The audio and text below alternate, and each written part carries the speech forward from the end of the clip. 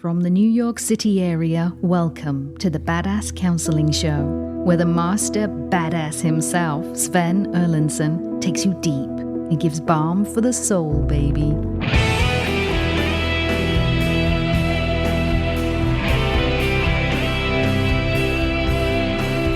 Rock and roll hoochie coo! Welcome to the Badass Counseling Show. It is so terrific to have you here, wherever you are tuning in from, be it Belgrade or Staten Island. Perhaps you are in the kitchen. Perhaps you are out on the water. Maybe you're just cleaning out the garage. Would you finish cleaning the damn garage? We've been waiting for this for weeks now. It's been on your to-do list. I'm glad you're finally getting it done. Wherever you are tuning in from, maybe you're just out on the road, baby, just out cruising on the road. It is so lovely to have you here. I am Sven Erlandson, the host of this show, and I am joined in studio, and this is a rare occasion, people. I'm joined in studio by Rob the Rocket, as per usual. Say hello, Rob. Hello, Sven. I am ready to rock and roll. I love it. And Rob, we are joined in studio, not in the booth, in here with us, KC. KC, it's great to have you. Be still my heart.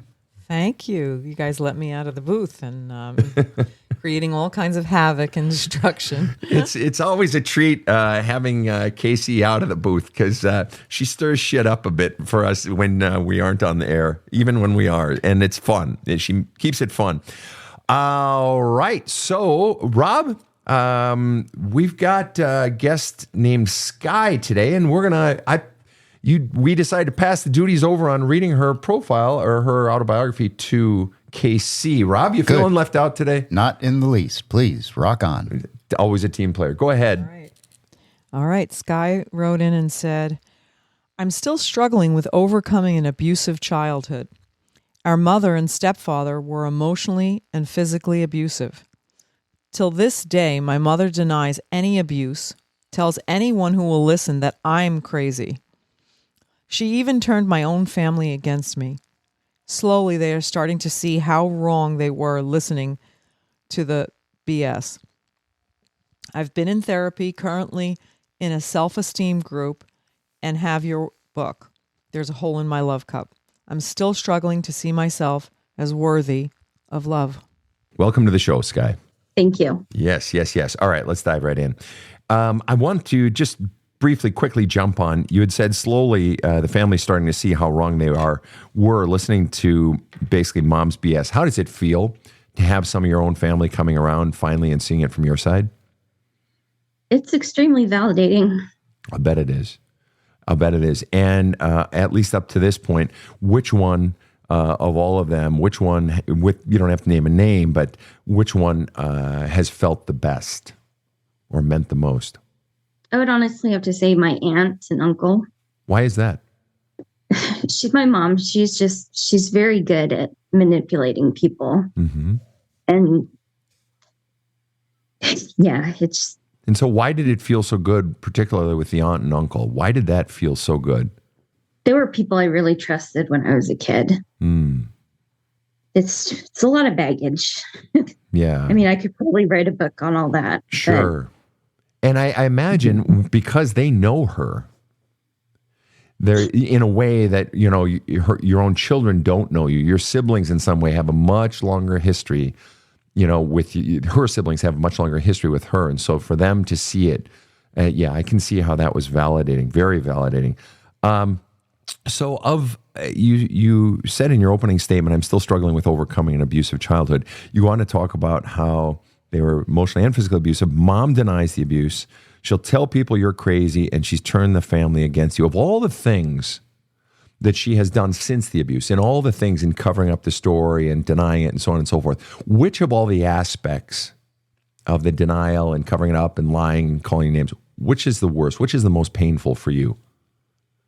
I would honestly say the worst thing right now is because I've called out her actions.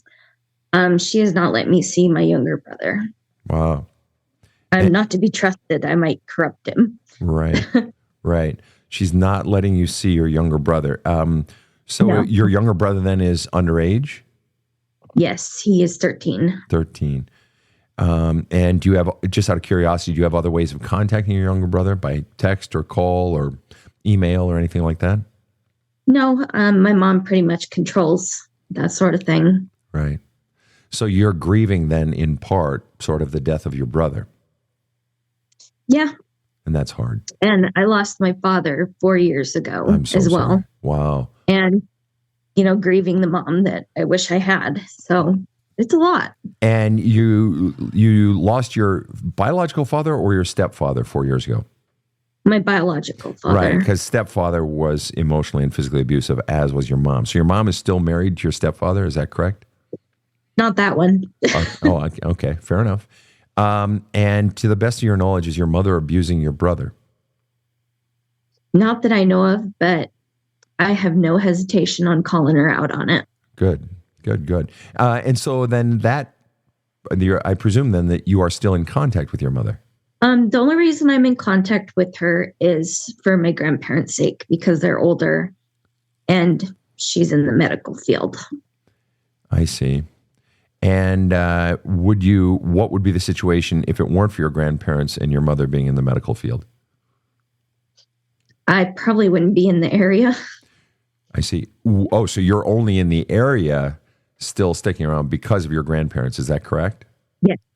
And is that because you're required to, or you just feel obligated to, or you want to, or what is it? I want to, and I feel obligated to. They ended up taking me in when I was 11 years old. So they have been my saviors. Why would they have taken you in? I flat out told them I didn't want to live there anymore. I see. And did they know about the abuse? Some of it, but I don't think they knew the full extent. And which has been worse for you? If you were to sum it all up, if I were to give you a choice, and it's a ridiculous question, but indulge me or tell me to fuck off. You don't have to answer it. That's okay. All right. Which is worse for you, the crime or the cover-up? The crimes in your first roughly 18 years or however many years she was committing all the abuse and your stepfather was committing all the abuse, or all of the cover-ups since then. For you, which is worse? I think the cover-ups. Why? The fact it's very manipulative, just the lies. And some family knew about it. And I kind of want to shake them and be like, why didn't you do anything? And so let me ask you, and I'm not pushing you to do it, but I'm wanting to ask, why haven't you told them, shaken them with your words and said, why didn't you do anything? Why haven't you? And again, I'm not pushing you to do it. You don't have to do a damn thing. You don't have to confront anyone in order for you to heal, okay? I'm not pushing that. But I am curious, why not look them in the face and say, what the fuck? You knew about this shit. Why didn't you do something? What's the reason? Well, as a child, anytime I showed any kind of emotion, I was either too sensitive or overreacting so right now, I don't feel like I'm strong enough at that point, but I've gotten a lot better. So you were conditioned. The messaging you got was that you're the fucking problem. You're so sensitive. Oh my God, Skye, you're just so sensitive. Oh my, toughen up, get a thick skin. What's your problem? Something along those lines? Oh, yeah. And so let me ask you, so you were getting physically and emotionally abused and it hurt and it made you sad. And what does a little girl want? What does a little boy want? Just love, just attention, right? I mean, come on, it's real simple shit. And so did you have every right? Does a child have every fucking right in the world to want love and to be hurt when they're not getting love? Does a child, if we brought little Susie Sally from down the block in here right now and she's sad because she's not getting fucking attention, would you say, hey, don't be such a fucking pussy. You need to toughen up, Susie Sally? God, no. What would you say to Susie Sally? I would tell her she's very deserving of everything, But isn't there something wrong with her? Isn't there something wrong with her? That she feels sad, that she's hurt, that she gets her feelings hurt when somebody is mean to her? Say, isn't she just being a little wimp? No. Exactly. If we were to say that to Susie Sally, even as her neighbors or even as a parent, it'd be horrific. I mean, you got to agree with me on that. It'd be fucking insane. Oh, I do. Right. That means that when it was done to you, it was fucking bullshit. All of it was bullshit. But when we're a child, we get it so hammered into us that I'm the problem. Have you ever heard me describe, and I don't know if I put it in the book or not, you ever heard about how they trained circus elephants back in the 1800s that would travel with the circus? Are you familiar with that? I don't think so. When the baby elephant would be born, the guys the wranglers of the elephants, they would, when the baby elephant is born, they'd take a shackle and attach it to that baby elephant's back leg. And attach that shackle would be like a 6-foot-long steel, heavy chain. And then at the end of that chain was a 3-foot-long spike. And they'd hammer that fucker into the ground, right? That spike. And the baby elephant then would tug on the chain and tug and tug and tug and tug and tug and tug and tug and tug 1,000 times till eventually it stopped tugging because it's cemented in that baby elephant's brain. I can't get away from this. So then baby elephant becomes medium elephant, becomes big elephant. Big elephant, put the shackle on the chain in the spike. Big elephant can easily pull that out of the fucking ground. They're giant beasts. But adult elephant doesn't even try. You want to know why? It believes it can't. It got cemented into its fucking hardwiring, this fucking virus that I am weak. I am not strong enough. I can't do that. You got it cemented into your fucking a virus in your operating system that you're the problem. You're no good. You're unwantable. You're unlovable. You're a piece of shit. Whatever it was, you're the problem. And it was bullshit from the beginning. It was bullshit. And that was fucking horrible. And the fact that now she's trying to cover that shit up, turning everyone against you. Well, let me ask you this. Why do you think she denies it? Why do you think she's telling anyone she can that you're crazy? Why do you think she's tried to turn your own family against you? Well, here, she's kind of like a pillar of the community. So, I started saying my truth and I know she doesn't like it. So she's, putting out this image that I'm crazy, that no one should listen to me because she wants to keep her own standing. Bingo. That's exactly right. That her image, how she is perceived, is more important than you and your petty little feelings in her mind. And she's going to deny the fuck out of it till the day she dies. It's you against her. In her brain, it's you against her. And that sucks. Your own mother. I fucking hate her for it. Fuck, who the fuck does that? Who does that? Right? Yeah. And what are you feeling right now? I hear your tears. What are you feeling? Give me a feeling word. Angry, frustrated. And, like I said, still I know I'm never going to get an apology, but it's just hard to come to terms with that sort of thing. And so let me ask you, what percent, if you were to give me a percent, is it 27%? Is it 3%? Is it 98 and a third percent? What percent do you still long for an acknowledgement from your mother of all she did and long for an apology? What percent? I would probably say 25. A few years ago, it probably would have been 75. So really, what's the biggest reason it went from 75% a few years ago to 25% now? Therapy, honestly. And what was the biggest revelation in therapy or the biggest piece in therapy that caused that? I'm sure it was many things, but what was really the whopper that chipped it down from 75 to 25? I knew I needed to set boundaries for my own safety. And learning how to set those safe boundaries and learning the mindfulness But how did it knock down your desire for an apology? What had the biggest impact on your desire for an apology? Was at 75%, like you so wanted it. You so long, because if there's an apology, then maybe we can have a relationship. Then she's acknowledging me and so forth. And what caused it to go from 75% wanting it so badly to now it's like, I want it, but it's like, what's the biggest thing that caused that shift? Honestly, we took a trip down to Texas and it was a shit show. We were at a theme park or something there. And I'm not going to lie, a caterpillar totally got my ass, burned my skin. And I was like, are these poisonous or something? So of course I get the, oh my God, quit being a hypochondriac. And, you know, and she, of course, you know, as a kid, like if anything happened, I was overreacting. And that night, like before bed, I looked down and there's like a burn mark on my leg from Holy a stupid shit. caterpillar. Wow. Yeah. What the fuck is that? What's with Texas and its bugs? Okay. So anyway, so hypochondriac and, you know, making a big deal out of it. And sure enough, you were right. And then did she acknowledge it or what happened after that? She didn't even acknowledge it. And, you know, after that, it's like her and her friend would talk down to me because I've had to apply for disability and that I just needed to get off my ass and actually do something. And at that point, I was like, you know, she doesn't see me as a person. She just sees me as this failure. And that's horrible to her image. And so how did that cause you then to not want the apology so much or not need the apology so much?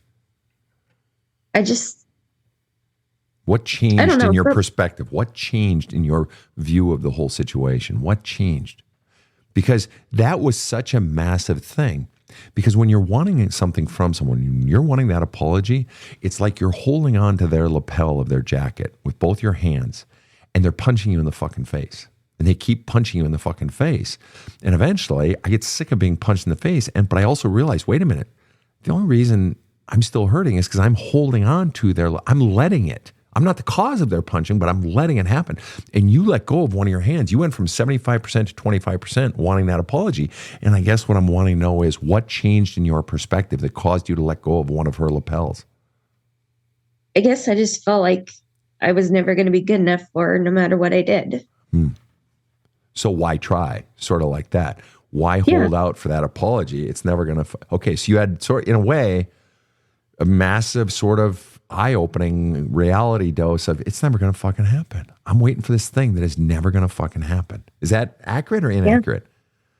No, that's accurate. And so you're still at the point now of 25% of you though still longs for it. Even though you know it's not going to happen, you still long for it. Is it safe to say? Yeah. Yeah. Okay. And so let me ask you then, and presumably then, if you got that apology, then you could have a relationship with her. Would that be the hope? I mean, yes, it's never going to happen, but is that sort of what the fantasy is or the hope would be? And that she'd be nice to you? I think that's what the fantasy would be. Sure. And you guys have a relationship and then basically you'd have that normal mother-daughter thing and she'd actually give a shit and give you some love, right? Yeah. And so then how would that feel? Or then what? What would change in your life, either internally or externally? And it'd be very easy to say, oh, nothing's going to change, but bullshit. You've been waiting your whole fucking life to have your mother love you.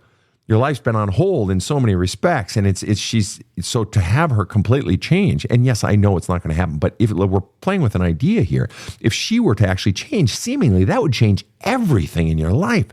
What would be the biggest impact on your life? So you're getting the love now from mom. So we'll put mom over here for a second, sort of on a shelf. Now it's you. How would that change you either externally or internally? What would be the biggest experience you would have if you finally got the love from your mom? I honestly don't know. If you were to, I want you to speculate. Take a shot at it. You can change your mind in 2 minutes if you want. I know there would be a huge void that would be filled, you know, like I matter, you know, And what would that feel like? Give me a feeling word to finally have the love, to finally have that hole in your love cup filled and plugged, and now your love cup, rather than draining all any love that goes in, it's finally filling up. What would that feel like? Give me a feeling word.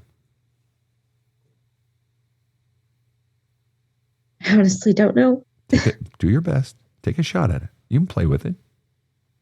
I just know it'd be amazing. Amazing. Good. Now you're doing great. Now a feeling word. Mad, sad, bad, glad, frustrated, exuberant, calm, peaceful, happy, elated, blue, melancholy. Give me a feeling word. Probably elated. Elated.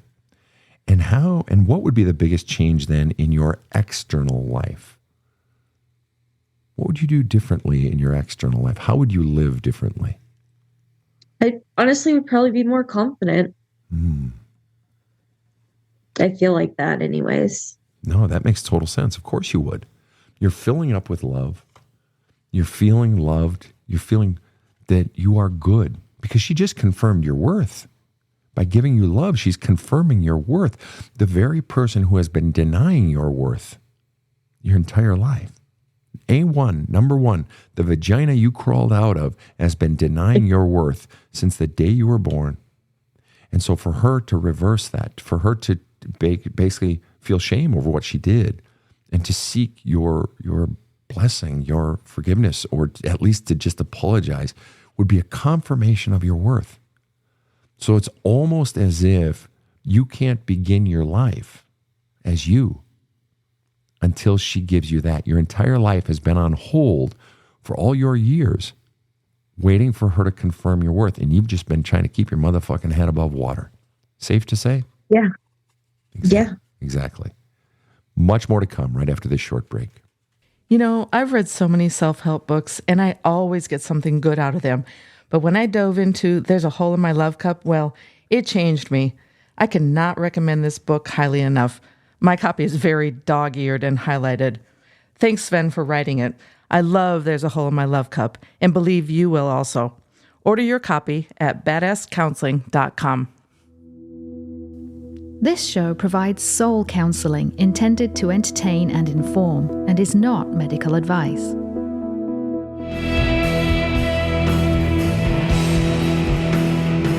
Now, back to the badass. And we are back with Skye. Skye, what do you think the biggest thing is right now regarding the childhood abuse, regarding the fucking denial and the whole manipulation, controlling everything to turn the world against you, of all of this and the longing for the apology and the girl just longing for her mother's love, in the whole fucking equation, what's the single hardest part that you are struggling with most at this stage? Finding myself. Finding myself. What's instead of go ahead. Trying to be everything for everybody else. And yeah. And what is specifically the hardest part about that? I don't know who I am. And one of the things I talk about in the book, and I know you're reading the book, one of the things I talk about in the book, and you've probably heard me say it a million times on the show or whatever, is that the path to discovering who you are requires discovering who you're not. And what that means then is having the courage to begin to weed out of your life that which doesn't resonate with your energy, that which bleeds your energy, bores you, numbs you, sucks the life out of you, that which you have to conjure up energy just to do. The more you read your energy, and it's not a thought thing. This is the movement out of the head. And what does everyone want me to do? What should I do? What do I want to do? And it's not a thought thing. It's really just feeling it. It's starting to feel, well, how does this feel inside of me? Does it resonate? Maybe it's a little scary, but it's scary in a good way. Like the excitement, like getting on a roller coaster or starting a new business. It's scary, but it's like, this feels right. Okay.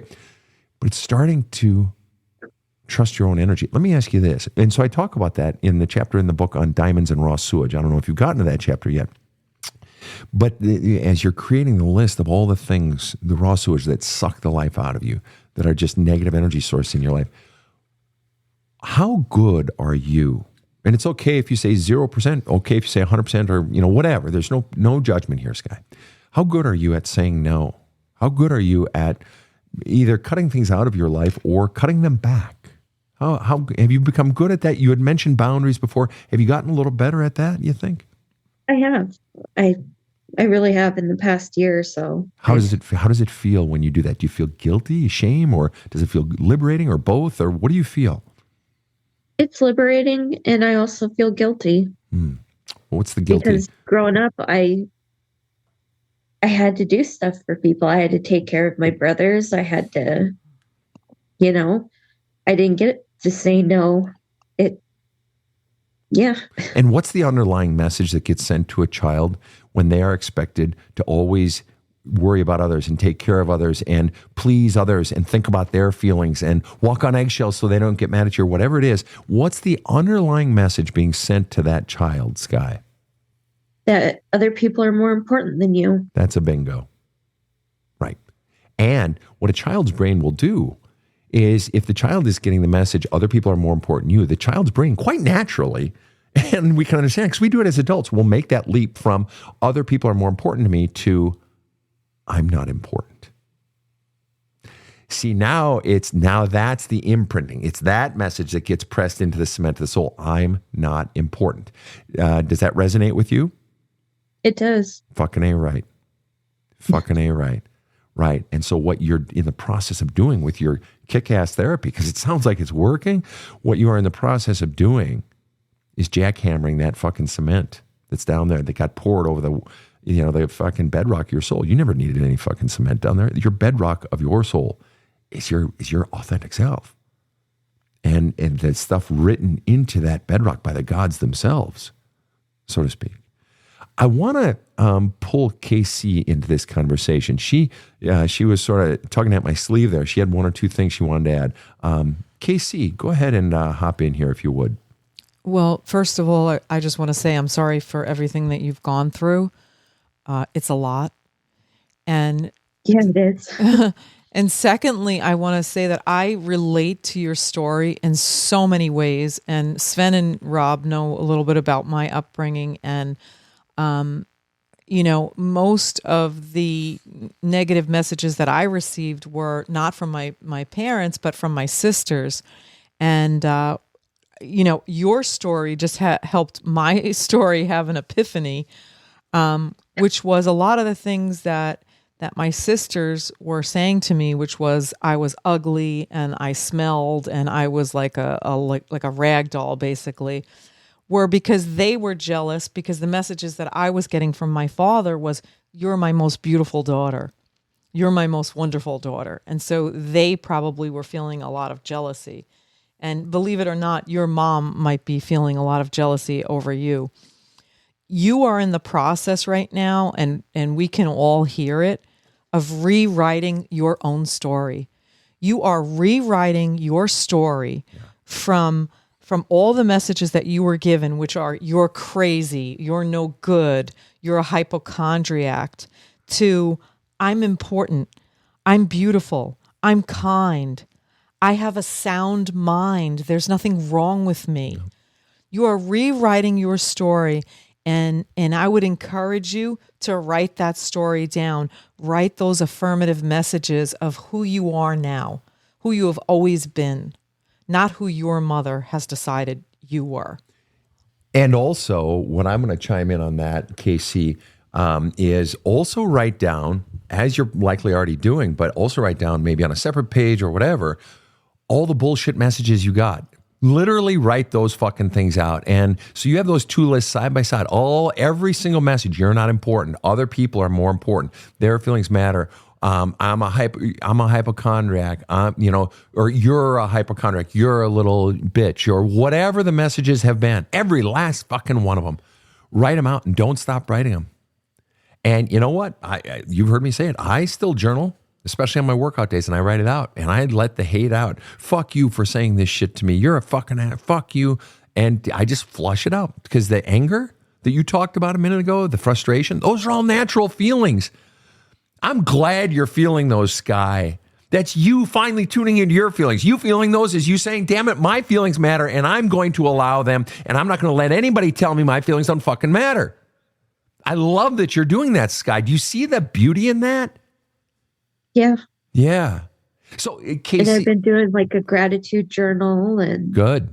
The self-esteem group has been amazing. What's been the best part about your self-esteem group? I am a big fan of people getting into groups. I'm a big fan of that in small communities. What's been the biggest payoff of the group for you? Just to see I'm not alone. I mean, our stories aren't exactly the same, but there's so many similarities. It's nice to be able to have someone to talk to that's like unbiased and. And they help us other people's stories help us understand our own stories. Like I said to you in this session with you, you helped unlock something for me. You helped me understand my sisters better.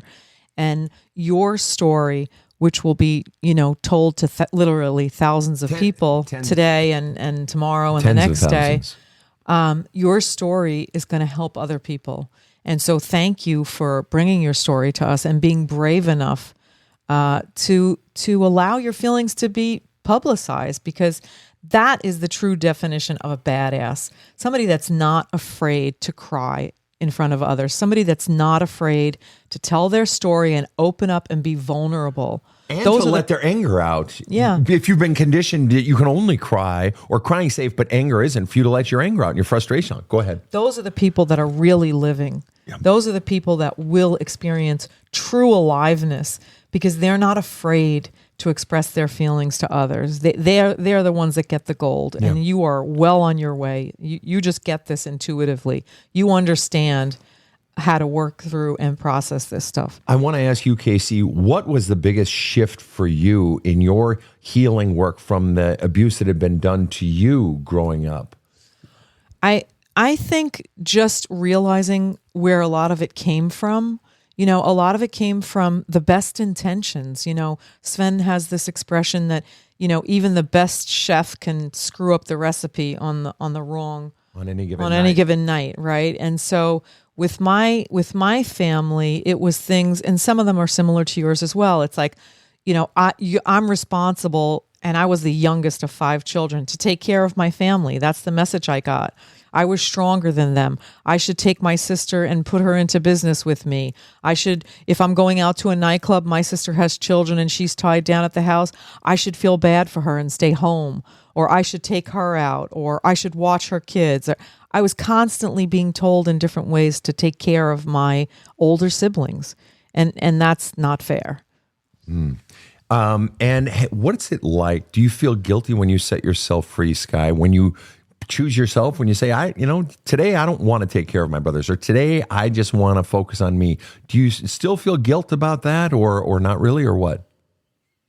Still, I feel guilty a little bit. Yeah. But, if I don't take care of myself, I can't really help take care of others. Well, and exactly. But also, if you can't take care of yourself, then you can't take care of yourself. I mean, yes, the others thing, but on the other hand, it's like the end result doesn't always have to be how does it benefit others, right?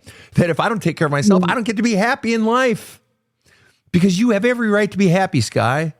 You're a wonderful, lovely person, very compassionate, but also, just a good person. You have every right to enjoy the happiness of life. It's not always oriented towards others. So let me ask you, Skye. Let me ask you, what's the biggest question you have for me today, or for us today? If you have any other ideas on how I might keep going on my journey. Okay. Let me ask you then, your biggest stumbling block. You had said earlier, that you've got frustration and you've got anger and so forth. Do you find that you stumble over allowing yourself to have your feelings? Is that a struggle? It might have been before. Is it still as much of a struggle for you? Not as much. Why is that? Honestly, therapy. That's great.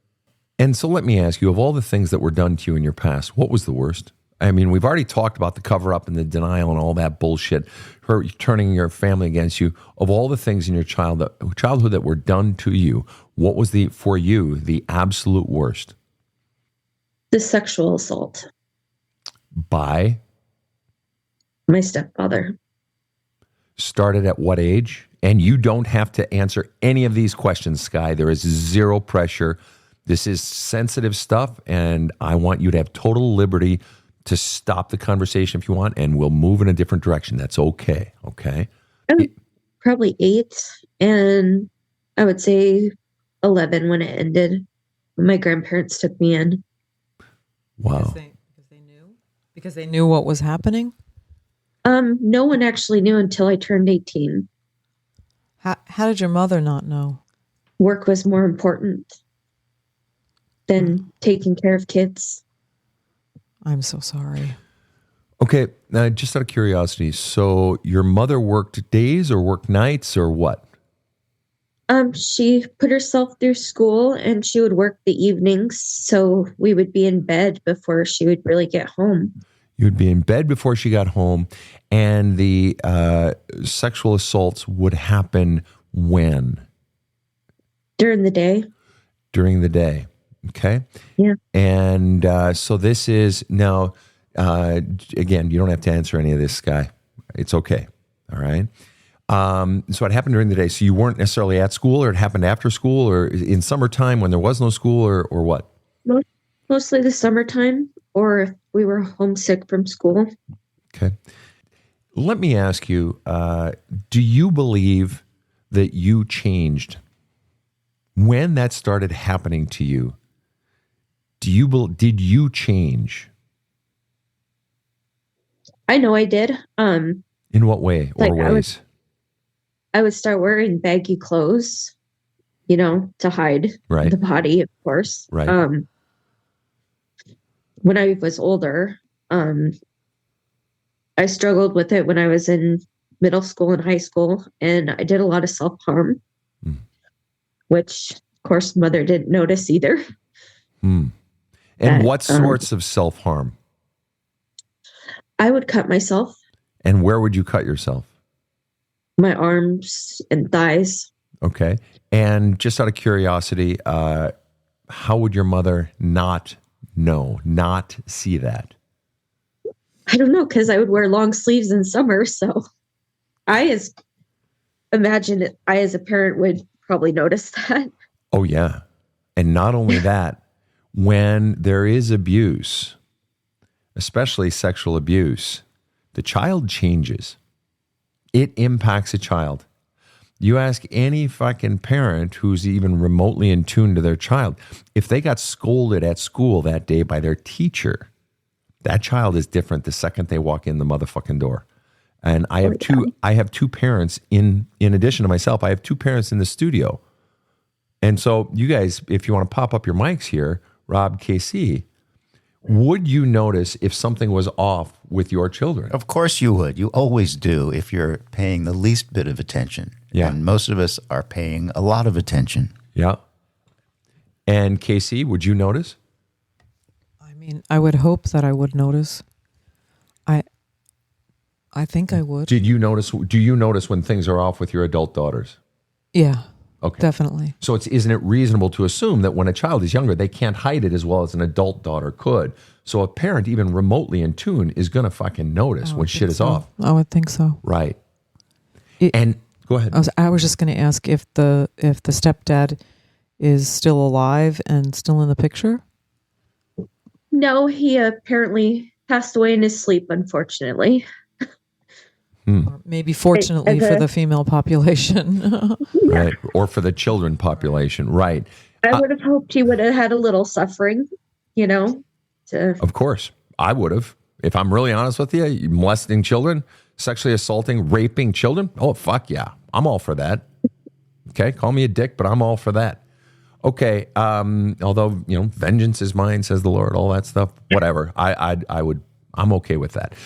So you're 8 years old. Let me ask you this. Was it just you, and not the sexual abuse, but as far as getting abuse, the emotional and physical abuse from mom, was it just you or did your siblings get that as well? The oldest of my brothers got it as well. But not the younger ones? No, whoever was the baby at the time was the golden child. I see. And so mom was different to that child. Is that correct? Yep. And mom was tuned into that child. Did mom sort of sense to know, this child is feeling, having a bad day, or this child is feeling lovey-dovey? Was she tuned into that child's feelings, do you think? Yeah. So mom has the capacity with whoever the youngest child is. So we know mom has the capacity to be aware of what children are feeling. Yes. And I think that's what hurts the most is, whoever the baby was, they got all the attention and. Sure. And I just want to expand that thought. Mom's aware of what the child is feeling that would mean she was aware that something had changed in her daughter.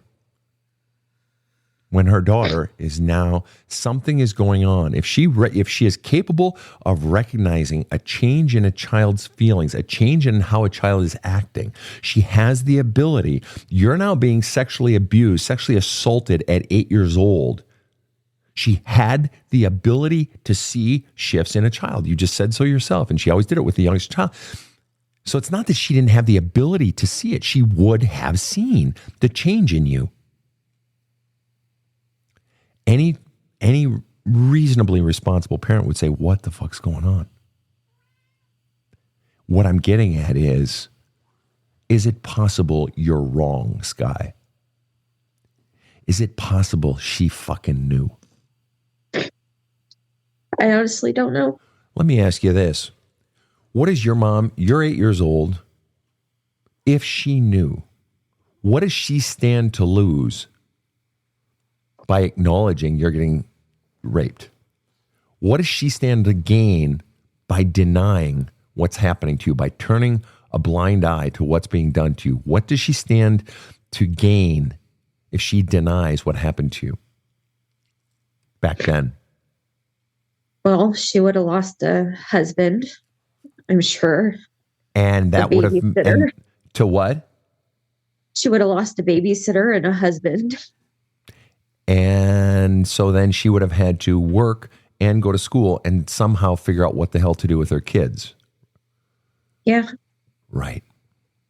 Is it possible she fucking knew the whole time? And she chose comfort, her comfort, over the safety of her children. Is it possible she fucking knew? Because she would have seen, you said yourself, she could see the needs of the child. She could see the changes in the feelings of the child. You said it with every new youngest child. All right. So then it's a reasonable assumption to say she saw a change in you. It's reasonable to assume. Let me ask you this. And I know, and if you want to stop, say the word. Do you want to stop, Skye? Would you like to stop this conversation on this topic? No. Okay. But please know that is your right. Casey, you wanted to say something. I just wanted to say that as a mother of two daughters, one of the things that I want to tell you is that I rarely brought a man home. And when I did bring a man home, for years after I would be living with that man, I would still be watching. Anytime a man was alone with my kids, I was suspicious. Even if I knew mostly that person was not capable of such a thing, I always had one eye open, so to speak, like a sort of like a bird. You know what I mean? And I think as any responsible mother, you know, we're constantly looking out for things like that. And so I tend to believe that some part of her at least knew. And if we're on top of that, and I know this is getting brutally granular here, would there likely have been, Casey or Skye, would there likely have been some measure of physical evidence on sheets, on clothing? I would think there would have been. Precisely. On clothing. Precisely. Who did the laundry? My mom would put it in, but I would have to start it. Sure. She would put it in. Precisely. Precisely.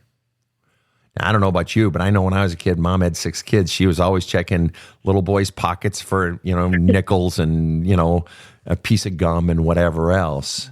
You're always doing that. Stains on sheets. Stains. Do I need to put some shout on this or, some easy off? Well, no, that's cleaning your oven. Don't put that on your clothes. But you get the point. You get the point. In other words, I'm just finding it extraordinarily difficult to believe that she didn't know. Am I alone on that? I mean, not with me. I think, that really needs to be answered by Skye because she was there. What do you think the percentage was, Skye? What percentage do you offer that likelihood that your mother knew? I don't know. Does she know now? Have you confronted her with this? Yeah, she found out when I was 18. How? How? rumor around town was that he had done it to someone else's girl. Wow. And so She, of course, lured me to the house with ice cream and said she wanted to talk. So I'm like, okay, ice cream, talk, this shouldn't be too bad. And she asked me about that, and that kind of turned my life upside down. And she, asked how come I never told her. I just told her, I didn't think you'd believe me. Wow. Isn't that the whole story right there? And what was her response to that? Honestly, nothing. She just probably took offense more than anything So first she shamed you by saying, why didn't you tell me?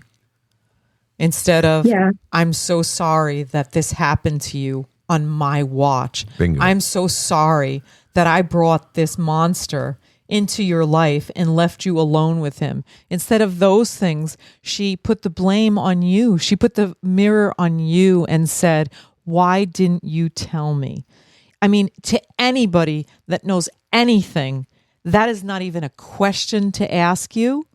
And the thing is that she had time to think about what she was going to say to you before she brought you into the room. Because she knew it was possibly true before she brought you over with ice cream. So I'm going to say what Sven usually says on these shows, which is anybody listening to this show thinks your mom is an asshole.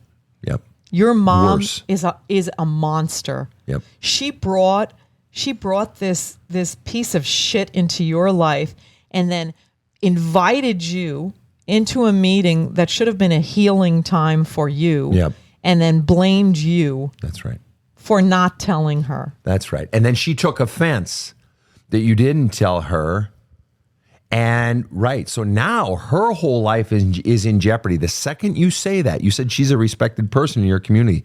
The second you said, yes, it happened, your mom is now confronted with the fact that every last motherfucking person who hears this fucking story is going to look at the mom and say, what the fuck? You fucking bitch. You fucking bitch. Any child will change. I am telling you, children change. When abuse is done to them, they change. And anybody even halfway in tune, I guarantee your school teachers saw a change. I guarantee it. There's some damn fine school teachers, but even the most moderately trained school teacher would see a difference in the child. Your mother, oh wow, and then she shames you at 18. You're right, Casey, it should have been healing. And she chose to shame you. It was never your fault.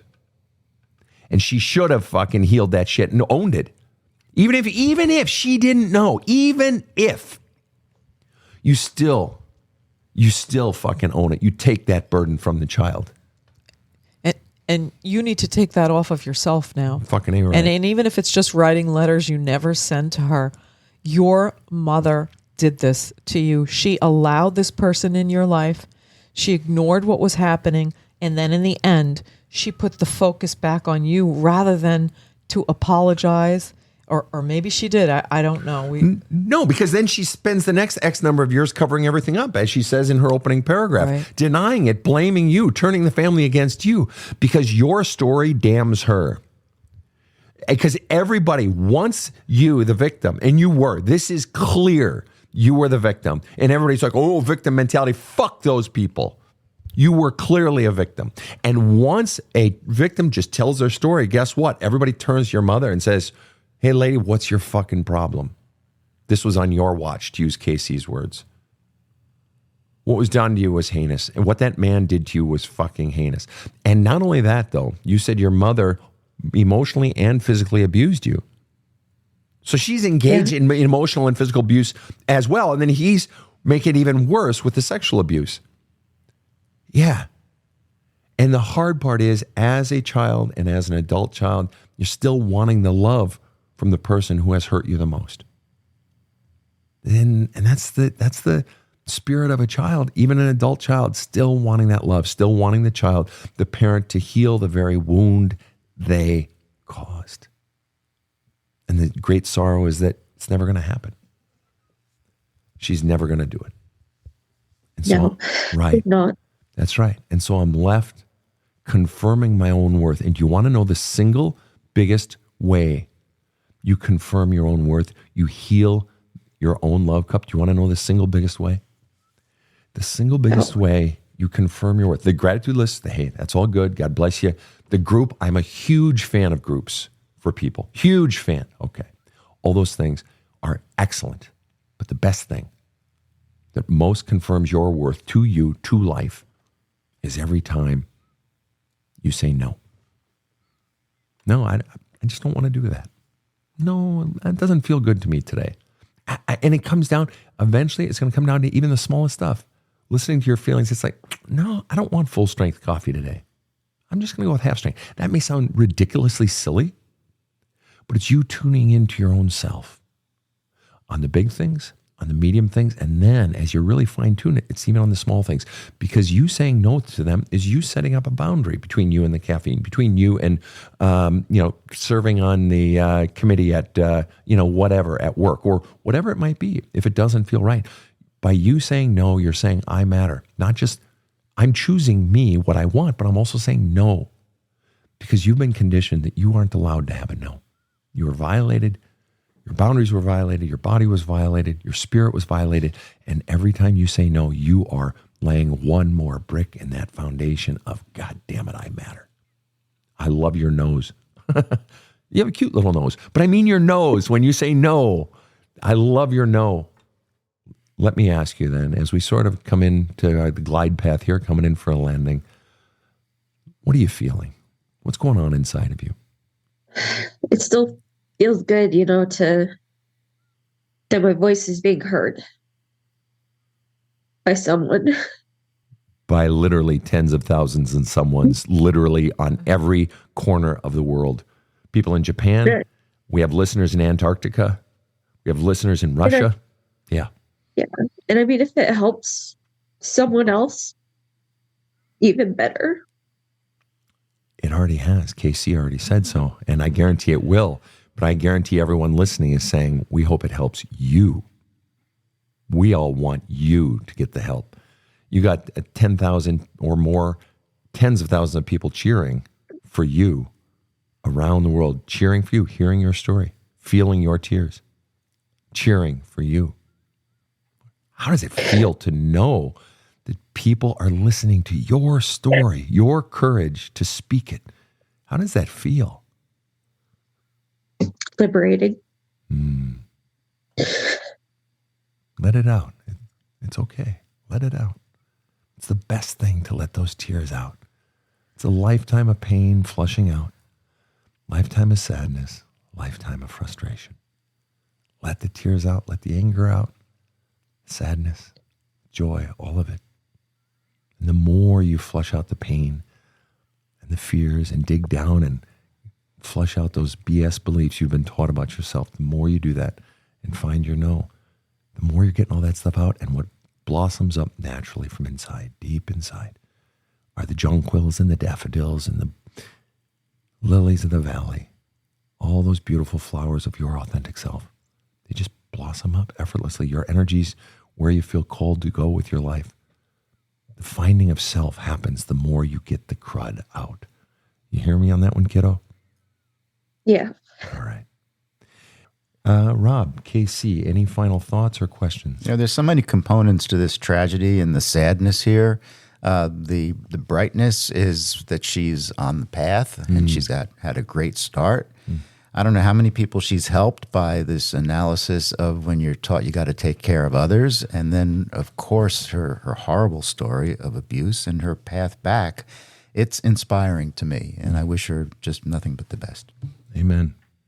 KC, any final thoughts? Really inspiring for me. And like I said, you helped unlock some things for me in my own childhood and where certain things were coming from.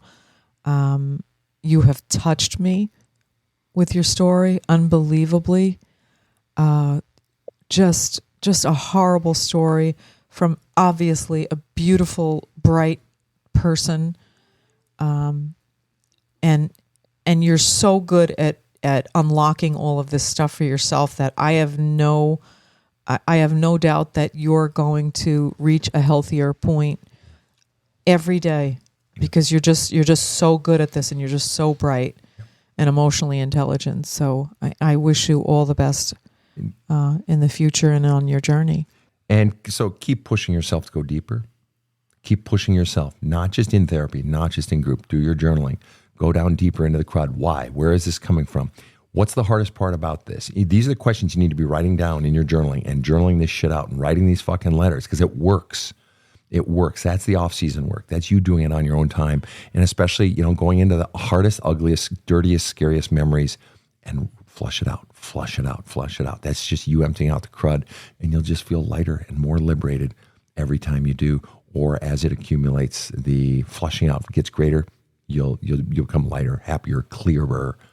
And so that brings back to that original question you had. What about my purpose? Finding my sense of self. Flush out that crud. Put up your nose. And the jonquils, the daffodils, the lilies of the valley, that's your authentic self. You just got to get all the crud out. Keep getting the crud out. And I guarantee you, your authentic self will reveal itself from within inside. Things will call to you and your energy will just say, hey, I want to try this now, or I'm going this direction, or hey, I'm saying no to any more time with this person, or whatever it is. Listen to your inner voice. That is the voice of your authentic self. Does that make sense? Yeah. All right. Skye, it's been wonderful having you on the show. Thank you so much for coming on to the show. Thank you. You bet. You bet. To everyone tuning in around the world, I know that you are just as grateful as we are for Skye having the courage to share her story with us. On behalf of my great team here, Rob the Rocket, KC out of the booth, have a kick-ass day. The Badass Counseling Show is strictly copyrighted. No copies may be made without the express written consent of the Badass Counseling Show, LLC. The Badass Counseling Show is produced by Karen Camparelli and Robert H. Friedman. Executive producer Sven Erlandson. Original music by two-time Emmy Award-winning composer Trevor Morris. Have a kick-ass day.